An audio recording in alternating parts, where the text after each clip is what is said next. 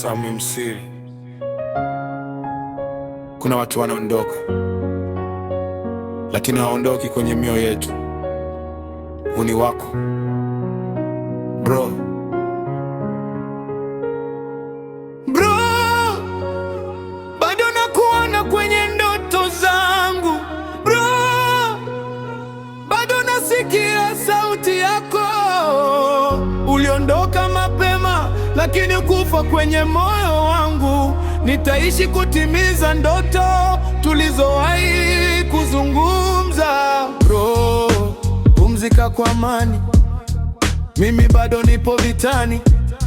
Siku nitakapofika juu, nitataja jina lako. Tulikutana kama watu wawili wa kawaida, lakini kawa ndugu kuliko damu.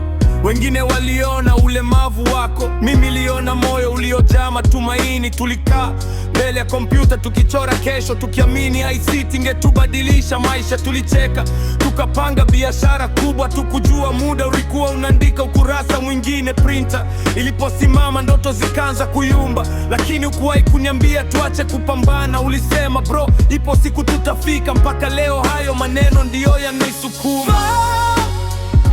Bado nakuona kwenye ndoto zangu.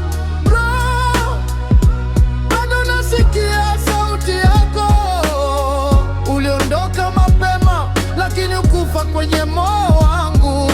Nitaishi kutimiza ndoto tulizowahi kuzungumza. Sikupata kufika Keani kushike mkono, hilo ndilo jeraha ambalo bado alijafunga. Nilitamani kuambie asante kwa kila somo, lakini Mungu alikuwa na mpango mwingine. Nilia kimya, kamuuliza Mungu kwa nini. Majibu hayakuja siku hiyo, lakini leo najua watu wema hawaondoki bure. Wanaacha mwanga kwa waliobaki, na kila nikifungua laptop mezani, na kila nikirepei simu ya mteja, nakumbuka tulivyoota ofisi yetu kubwa. Ndiyo maana bado sipumziki.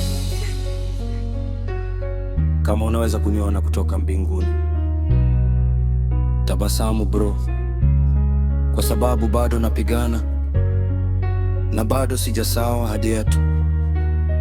Siku moja nitajenga kampuni kubwa, vijana tajifunza bila kukata tamaa, na ukuta mmoja utaandika jina lako, ili dunia ijue iliwahi kuota pamoja nami.